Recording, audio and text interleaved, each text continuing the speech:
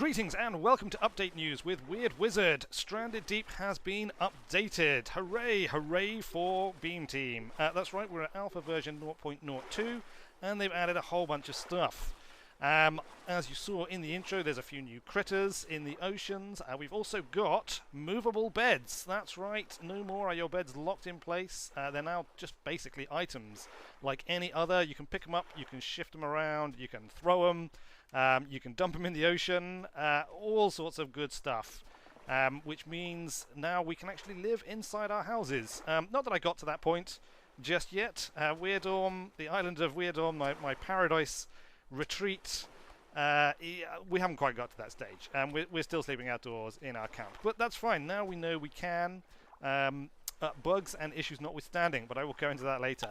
A few other changes. Weirdly, eating potatoes now seems to poison you or make you sick, make you ill. I guess raw potatoes are pretty nasty, but I wouldn't have thought they would have made you ill.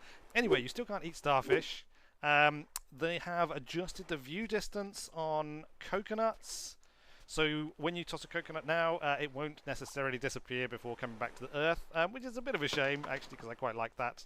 But on the other hand, it obviously makes much more sense for them not to disappear, so that's a good thing. What else have they done? Well, yucca plants now regrow at a slightly different rate.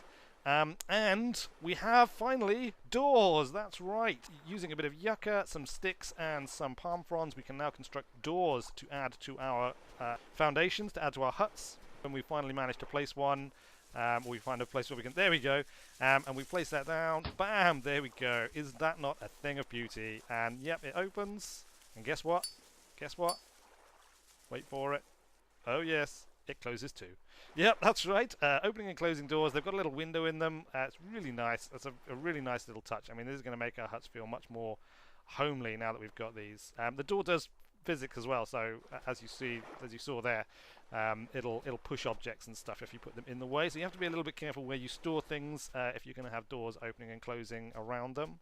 But look at that, is that not a thing of beauty? Oh yes, simple. It's a simple thing, it's a little thing, but I mean it's really going to make a world of difference. We also have temperature effects. This is quite a big one actually, and this is one that I asked for actually in the last update news. I mentioned that temperature is something that really needs to be something that they take into account. They obviously had it planned from the beginning because your watch always had a temperature readout. Now that temperature readout actually changes, and you can see here as we progress through the night, it's getting colder. It's getting colder and colder. This is in degrees centigrade at the moment.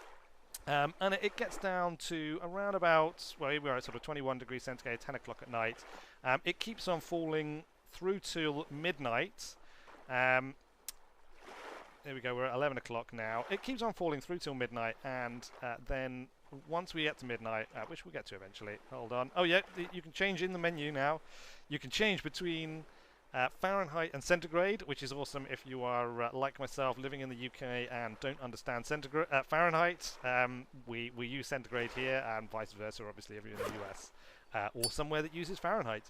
There we go, it's past midnight. You can see temperatures, basically it seems to just drop steadily through the night to midnight and then start to climb again, which is a little odd. I mean, they say in the update notes that the temperature is based on sort of real temperature readings from the Pacific.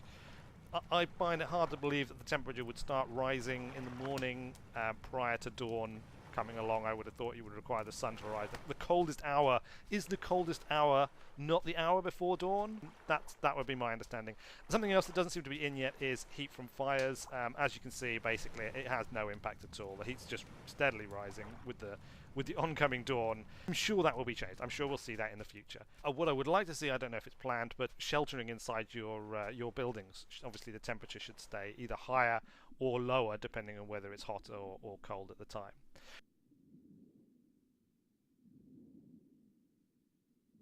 Here we go. Here is one of the added critters, the absolutely beautiful and magnificent stingray, probably my all-time favorite sea creature. It really is a thing of beauty. It's really nicely done as well.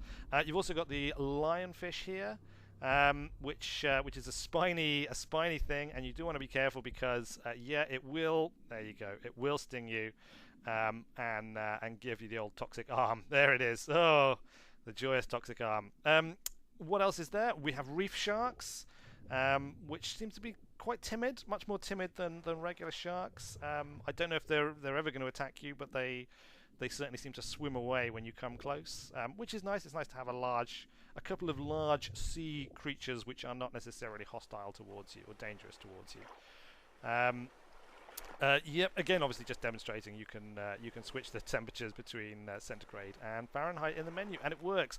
A few fixes as well. Other issues with the way the menu not updating has been fixed, so you can now change things like your sound volume and stuff mid-game, and that should work and that should propagate through. Sand sharks apparently have been fixed. Oh, here's another demonstration of the. Here's a demonstration of the temperature system again. Here we go. We see you diving down, and the temperature does get colder as you go down towards the depths of the ocean, and I believe if you get low enough it becomes cold enough that you actually suffer ill effects from that, which is nice. That's a nice touch, and hopefully we'll see that on land as well, possibly in storms and other situations. There are also new attack animations, and apparently the AI on the sharks has been beefed up somewhat, and we also have here the brand new, one of two new wrecks in the game. This is the aeroplane wreck. As you can see, we're inside the fuselage here. This is actually, it's a really nice wreck. Thoroughly enjoyed swimming around and exploring this. It's great when you come across these sorts of things in the ocean. Look at this, the great big engines. Twin prop by the looks. I don't know, I'm not really a plane man. But look at that. Is that not fantastic? There is, as far as I could find, only one piece of salvage in there, up in the cockpit, but there may be others. I didn't really look heavily. But this update is not without its bugs. They do say that it shouldn't corrupt your old save. However, this is the island of Weirdorm post-update. You may sense a slight problem. There were actually two problems.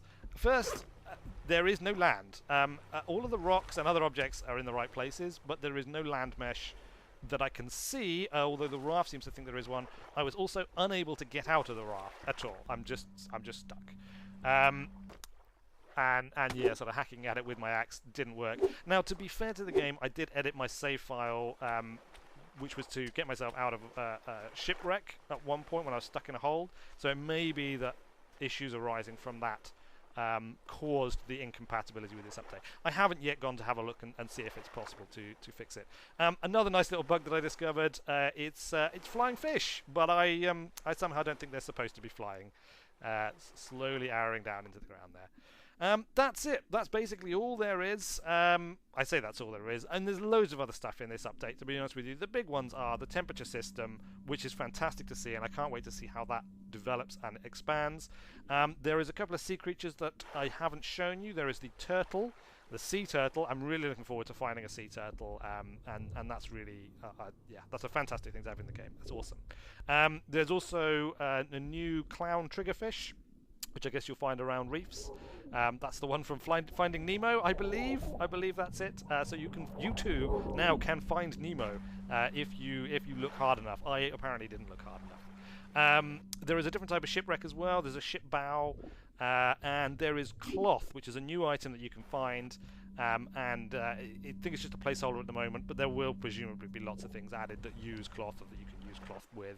Presumably things like sails for your boat, maybe clothing at some point. If they add a clothing system, that will go nicely with the temperature system.